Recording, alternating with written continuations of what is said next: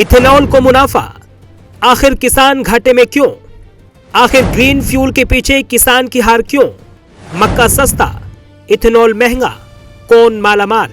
नमस्कार, prime news के digital platform पर आप सभी का स्वागत है और मैं हूं आपके साथ अब्दुल समद इसरार। भारत एक ऐसा देश जहां किसान सिर्फ अन्नदाता नहीं बल्कि ऊर्जा दाता बनने का सपना भी देख रहा था।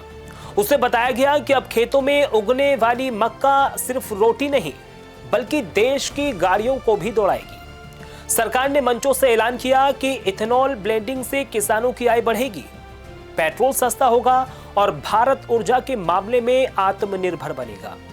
लेकिन आज वही किसान पूछ रहा है, क्या इथेनॉल क्रांति सिर्फ फैक्ट्री मालिकों के लिए लाई गई थी? क्या मक्का उगाने वाला किसान सिर्फ सस्ती कच्ची सामग्री देने का जरिया बनकर रह गया है? क्योंकि जिस इथेनॉल का दाम सरकार ने 71 रुपए 86 पैसे प्रति लीटर तय कर रखा है, उसी इथेनॉल के लिए जान तोड़ मेहनत से उगाया गया मक्का एमएसपी से 600 से 700 रुपए नीचे बिक रहा है। एक तरफ फैक्ट्रियों की गारंटीड मुनाफा, दूसरी तरफ किसानों को गारंटीड घाटा। तो क्या देश की ग्रीन फ्यूल पॉलिसी के पीछे किसानों के साथ सबसे बड़ा आर्थिक छल छिपा हुआ है? और क्या इथेनॉल ब्लेंडिंग का पूरा मॉडल किसानों की कमर तोड़कर उद्योगपतियों की तिजोरियां भर रहा है? आज इस एक्सप्लेनर में हम बताएंगे कि कैसे इथेनॉल क्रांति का असली बोझ किसान उठा रहा है, क्यों एमएसपी सिर्फ कागजों में जिंदा है और कैसे सरकार की नीतियों ने मक्का उत्पादक किसानों को उम्मीद से उठाकर घाटे के दलदल में धकेल दिया है। सवाल सीधा है, जब इथेनॉल बनाने वाली कंपनियों को 71.86 रुपए प्रति लीटर का गारंटीड दाम मिलता है, तो मक्का उगाने वाले किसान को उसका एमएसपी 2400 रुपए प्रति क्विंटल क्यों नहीं मिल पा रहा है? और यहीं से शुरू होती है असली कहानी। अप्रैल 2023 में एफआईसीसीआई के मंच से कहा गया कि देश में इथेनॉल और पोल्ट्री सेक्टर की बढ़ती मांग को पूरा करने के लिए मक्का उत्पादन को 34 मिलियन टन से बढ़ाकर 44 से 45 मिलियन टन करना होगा। इसके पीछे साफ संदेश था, मक्का उगाओ और अपना भविष्य चमकाओ। किसानों ने भरोसा भी किया, खेती बढ़ाई, लागत बढ़ाई, मेहनत बढ़ाई और नतीजा ये हुआ कि 2024 से 25 में देश का मक्का उत्पादन 43.4 मिलियन टन तक पहुंच गया, यानी टारगेट लगभग हासिल हो गया। लेकिन यहीं से किसान की मुश्किलें भी शुरू हो गई। रिकॉर्ड उत्पादन के बावजूद उसे सही दाम नहीं मिला। 24 अप्रैल को मंडियों में मक्का का औसत भाव 1766 रुपए प्रति क्विंटल दर्ज किया गया, जो एमएसपी 2400 रुपए से करीब 26.42% कम है। जनवरी में तो हालात और भी खराब थे, जब कीमत गिरकर 1663 रुपए प्रति क्विंटल तक पहुंच गई थी, यानी हर क्विंटल पर किसानों को 600 से 700 रुपए तक सीधा नुकसान। अब सवाल यह भी उठता है, जब एमएसपी घोषित है तो मिलता क्यों नहीं? जवाब है सरकारी खरीद का अभाव। मक्का की सरकारी खरीद लगभग ना के बराबर है। किसान जब मंडी पहुंचता है तो उसे खुले बाजार के हवाले कर दिया जाता है, जहां व्यापारी और आड़ती अपनी मर्जी से दाम तय करते हैं, यानी एमएसपी सिर्फ कागजों तक सीमित है। अब दूसरी तरफ देखिए, इथेनॉल बनाने वाली फैक्ट्रियां खुले बाजार से सस्ता मक्का खरीद रही हैं और उन्हें कच्चे माल में 600 से 700 रुपए प्रति क्विंटल की सीधी बचत हो रही है। और जब यही मक्का इथेनॉल बनाता है तो सरकार उसे तय रेट पर खरीदती है, यानी इनपुट सस्ता और आउटपुट महंगा और डबल मुनाफा भी। और यही वजह है कि किसान इसे नीतिगत असमानता कह रहा है। अब इसमें एक और बड़ा फैक्टर जुड़ता है, सरकार ने इथेनॉल उत्पादन के लिए एफसीआई के चावल का कोटा बढ़ा दिया, यानी फैक्ट्रियों को मक्का का विकल्प मिल गया। उसके बाद नतीजा ये हुआ कि मक्का की मांग घटी और कीमतें गिर गईं।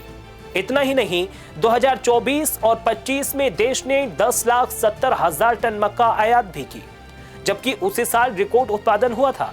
इससे बाजार में सप्लाई और भी ज्यादा बढ़ गई और कीमतों पर भी दबाव आ गया। अब पूरी तस्वीर साफ है।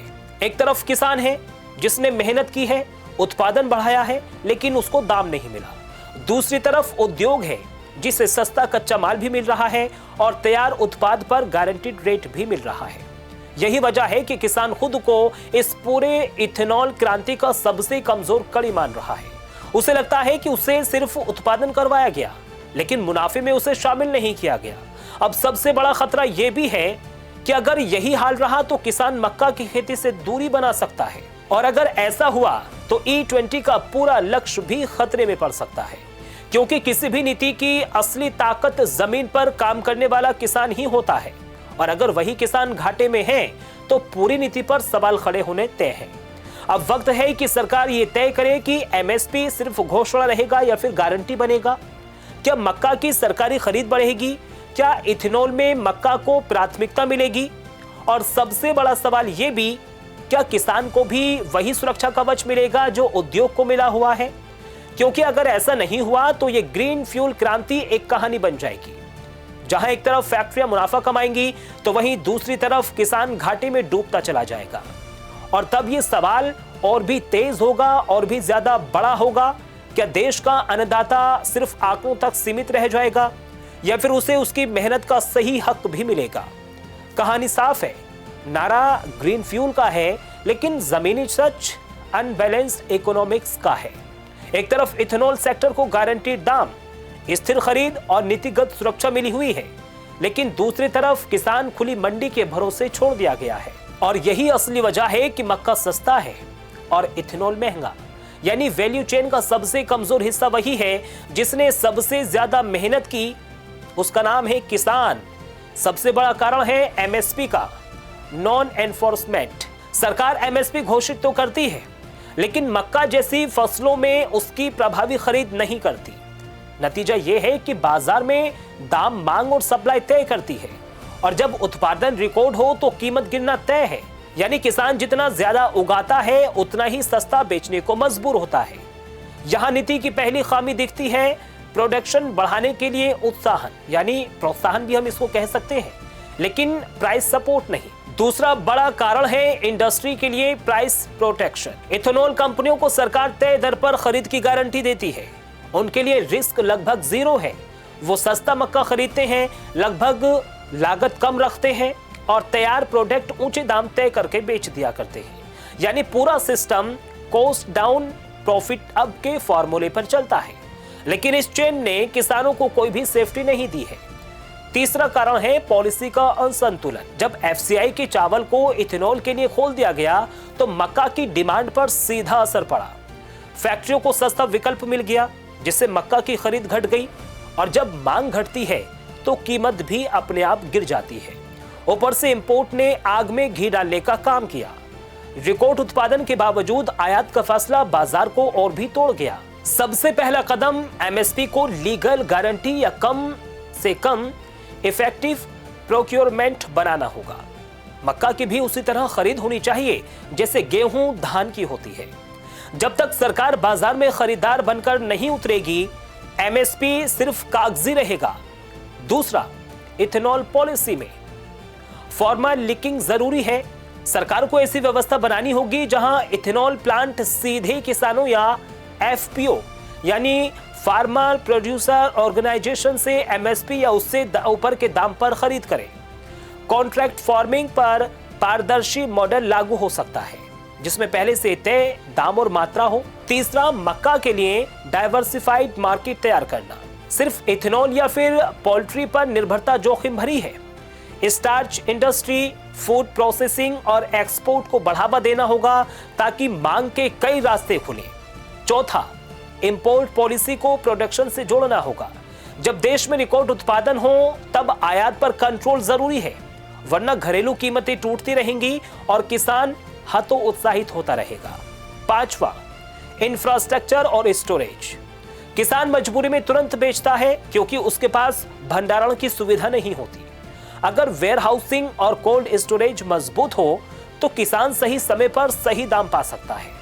और आखिरी लेकिन सबसे जरूरी, नीति का केंद्र उद्योग नहीं किसान होना चाहिए, क्योंकि अगर किसान ही मुनाफे से बाहर रहेगा तो आप खुद सोचिए, उत्पादन टिकाऊ नहीं रहेगा, और जब उत्पादन नहीं रहेगा तो इथेनॉल का सपना भी अधूरा का अधूरा ही रह जाएगा।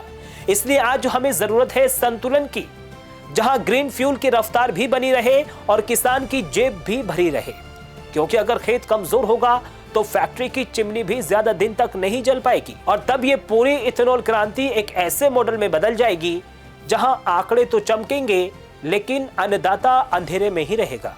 अब फैसला नीति निर्माताओं को करना है, क्या ये विकास सभी का विकास होगा या फिर सिर्फ कुछ ही लोगों का विकास होगा। फिलहाल मुझे दीजिए इजाजत, नमस्कार।